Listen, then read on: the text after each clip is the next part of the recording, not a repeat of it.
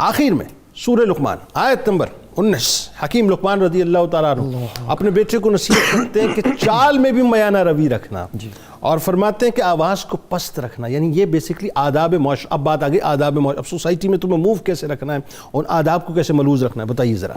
جنید بھائی یہ ایک بڑا اہم موضوع ہے کہ آپ نے چلنا کیسے. حضور صلی اللہ تعالیٰ علیہ وسلم کی چال مبارک ہمارے سامنے. آپ صلی اللہ علیہ وسلم نے نمونہ دیا ہمیں کہ چلنے میں انسان کو عزت و وقار کا خیال رکھنا چاہیے. آپ صلی اللہ علیہ وسلم میانہ روی کو آہستہ چلنے کو پسند فرماتے تھے. جی یہاں یہ بھی اجازت نہیں دی کہ رکعت نکل رہی ہو تو دوڑ کے صف میں شامل ہو. بالکل ٹھیک. آہستہ چل کے آؤ، یہ مسلمان کی عزت و وقار ہے. اس میں بڑا لطیف ایک واقعہ. وہ کیا؟ حضور صلی اللہ علیہ وسلم نے ایک دن نماز پڑھانے کے بعد ایک صحابی کو نماز کے بعد مخاطب فرمایا آج تو نے نماز میں کیا کیا؟ ٹھیک. اس نے یہ کیا کہ مسجد کے دروازے پہ آ کے وہیں تکبیر تحریمہ کہہ کے اور وہیں سے رکوع میں جا کے چلتا ہوا مسجد کے اندر آ گیا. اچھا. آقا کریم صلی اللہ علیہ وسلم نے سارے معاملات کو دیکھا نماز میں. کیونکہ آپ تو آگے بھی دیکھتے تھے، پیچھے بھی دیکھتے تھے. یہ معجزہ رسول ہے. آقا کریم صلی اللہ علیہ وسلم نے فرمایا یہ کیا کیا؟ عرض کی میں جب مسجد میں داخل ہوا تو میں نے یہ سمجھا کہ آپ رکوع میں ہیں، صف میں چل کر جانے تک رکوع ختم ہو جائے گا، اور اگر یہ رکوع ختم ہو گیا تو زندگی میں کبھی نہیں ملنا. اللہ. اس رکوع کی عظمت کو پانے کے لیے میں نے دروازے سے تکبیر تحریمہ کہہ کے رکوع کر دیا اور پھر چلتا ہوا آیا. آقا کریم صلی اللہ علیہ وسلم نے اس کی محبت قبول فرما لی، لیکن اس کو تربیت فرما دی. فرمایا آئندہ کبھی ایسا ہو نا تو وہاں سے نماز نہیں شروع کرنا، آرام سے میانہ روی سے چل کے آنا، دوڑنا بھی نہیں. ٹھیک ہے. جتنی نماز امام کے ساتھ مل جائے اتنی پڑھ لینی، باقی کو بعد میں آنا. بہت اچھی بات، بہت اچھی بات. اور پھر حضور صلی اللہ تعالیٰ علیہ وسلم کے چلنے، گفتگو کرنے اور آواز کے لیول کو اوپر نیچے رکھنے میں صحابہ کرام رضوان اللہ تعالیٰ علیہ مجمعین نے بڑی کثیر حدیثیں بیان کی. فرمایا آقا کریم صلی اللہ تعالیٰ علیہ وسلم خطیب خوش بیان تھے، شعلہ بیان نہیں تھے. یہ جو شعلہ بیانی ہے نا، یہ ہماری خطابت میں سمجھ کم آتی ہے اور شعلے زیادہ ہو جاتے ہیں. یعنی آگ لگا دو، مار دھاڑ کر دو، پتہ نہیں کیا. آقا کریم صلی اللہ علیہ وسلم کی خطابت میں خوش بیانی، خوش لسانی بڑی تھی. آپ آواز کو اس لیول پہ رکھتے تھے کہ سننے والے کو ایسا میٹھا خطاب محسوس ہوتا تھا. اور آقا کریم صلی اللہ علیہ وسلم کی انداز گفتگو اور آواز کے بارے میں فقہاء نے اور محدثین نے کہا ایسے آپ بات کرتے تھے تو تینوں اطراف والے بات سنو. بھائی سبحان اللہ. اور یہ آواز کی رفتار اور آواز کا لیول ہے. اللہ. اور حضور صلی اللہ ایک نغمگی تھی سرکار علیہ السلام کی آواز میں. اور صحابہ کرام رضوان اللہ تعالیٰ علیہ مجمعین کہتے ہیں کوئی آواز میں بلندی اور لفظوں میں تیزی نہیں ہوتی. اللہ. کبھی ہم یہ چاہتے تو ہم نبی صلی اللہ تعالیٰ علیہ وسلم کے کلمات اور حروف بھی گن لیتے تھے کہ آپ نے آج کتنی باتیں ارشاد فرمائی. سبحان اللہ. اور پھر میں اس میں یہ بتانا چاہتا ہوں کہ ہمارے جو جذبات ہیں نا، ان کو ہمیں قابو میں رکھنا چاہیے گفتگو کرتے. جب ہم ہائپر ہو جاتے ہیں نا تو پھر گالی گلوچ اور برے جملے کہتے ہیں، اس کی اسلام نے اجازت نہیں دی. یعنی آپ دیکھیے لیول صحیح رکھیں. ہاں میں نے آپ دیکھیے سورہ لقمان میں یہ آیت نمبر 19 کا جو حوالہ دے رہے ہیں کہ کتنا کیٹیگوریکل واضح طور پہ بتلا دیا کہ تمام باتوں کے بعد آخر میں کہ آپ فائنلی تمہیں سوسائٹی میں موو کیسے کرنا ہے. کنٹینیو کیجئے اپنی بات. اور پھر بتایا کہ اپنی آواز کے لیول کو کیسے رکھنا ہے، اپنے اندر میانہ روی کیسے رکھیں. اس میں 2-3 حدیثیں میں عرض کرنا چاہتا ہوں. ابو القاسم کہ آپ کی کنیت ہے، آپ نے فرمایا زمین پر ایک بندہ اکڑ کر چلتا تھا، میانہ روی نہیں تھی اس کی اللہ نے اس کو زمین کے اندر ہی ڈال دی، زمین کے اندر دھنسا دی. اور پھر فرمایا یہ جہنمی لوگوں کی علامت ہوتی ہے کہ لوگوں سے اکڑ کے بات کرتے، ان کی چال چلن ہوتی ہے وہ ٹھیک نہیں ہوتی. پھر حضور صلی اللہ علیہ وسلم نے ان لوگوں کا نام لے کر بتایا جن کو اللہ جنت میں داخل نہیں کرے گا. فرمایا اکڑ کے چلنے والے، بد مزاج، اونچی اونچی بات کرنے والے، چیخو پکار کرنے والے. اور پھر فرمایا بدخلق، کینہ پرور.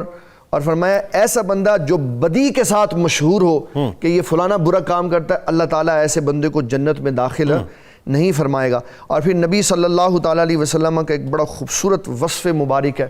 آپ کو جب غصہ آ جاتا تھا تو آپ کلام ختم فرما دیتے تھے.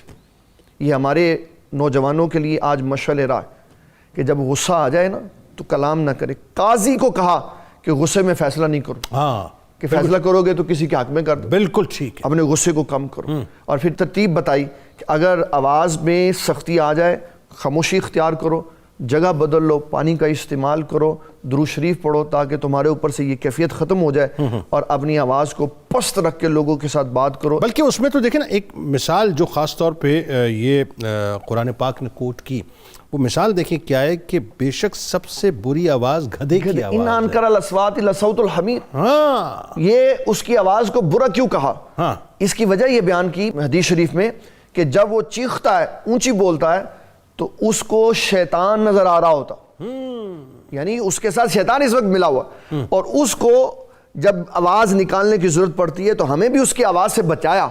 فرمایا کہ جب تم گدھے کی آواز سنو, دراز گوش کی آواز سنو, تو پھر اس وقت فوری طور پر تم اعوذ باللہ من الشیطان الرجیم پڑھو اور اللہ سے یہ استغاثہ کرو کہ یا اللہ شیطان کے شر سے ہمیں محفوظ فرما. اس کی آواز کو برا کہا. اس کے مد مقابل اسی کی تفسیر میں حدیثیں موجود ہیں کہ رسول اللہ صلی اللہ علیہ وسلم نے فرمایا جب مرغ اذان دیتا ہے تو اس کو فرشتے نظر آتے ہیں, اس وقت بسم اللہ الرحمن الرحیم پڑھنی چاہیے, سبحان اللہ, اور اس کو برا نہیں کہنا چاہیے. اس کی آواز کو اچھا سمجھا کیونکہ یہ لوگوں کو بیدار کرتا ہے. یعنی اس وقت مرغہ جو ہے بنیادی طور پہ فرشتوں کو دیکھ رہا ہوتا ہے, فرشتوں کو دیکھ رہا, بسم اللہ پڑھنی چاہیے, بڑی اچھی بات. اور اگر کوئی خچر یا گدھا اگر جو ہے اعوذ باللہ من الشیطان الرجیم پڑھنی, جتنی دیر وہ آواز نکالتا رہے اعوذ باللہ کا ورد کرے تاکہ شیطان کے اثرات سے ہم محفوظ رہیں. فائنلی اس کا کرکس اگر ہم لیں, یعنی سورہ لقمان کی آیت نمبر 13 سے لے کے بیچ میں ظاہر 14ویں اور 15ویں آیت والدین کے حوالے سے, اور 19ویں آیت تک, یعنی شرک سے روکنے سے لے کر آداب معاشرت تک,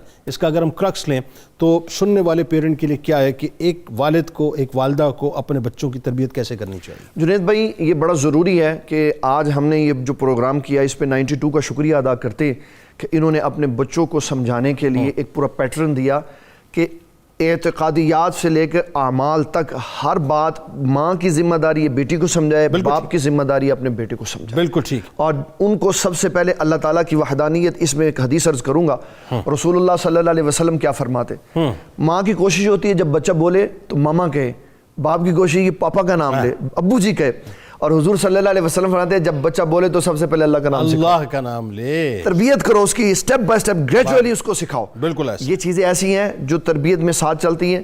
آپ نے ایک بات بیچ میں کی کہ باپ اور بیٹے کے درمیان میں گیپ کم ہونا چاہیے, گیپ بڑا کم ہے, گیپ بڑا کم ہے, تربیت نہیں ہے. بالکل صحیح ہے. تربیت ہوگی تو وہ گیپ کی کمی فائدہ دے گی. اچھا ایک میں بتاؤں, بہت سی جگہوں پہ ایک اور معاملہ بڑا دوسرا بھی ہو گیا ہے کہ بہت سی جگہوں پہ گیپ اتنا کم ہو گیا, اتنا کم ہو دوست بن گیا گئے کہ وہ دوست بنا دیا.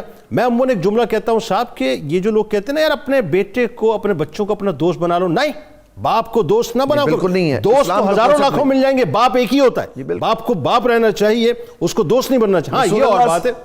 رسول اللہ صلی اللہ علیہ وسلم کی حدیث ہے, آپ نے فرمایا اپنی اولاد پہ تربیت کا آثار رکھو, اور یہ دوست نہیں رکھ سکتا. بالکل ٹھیک. بہت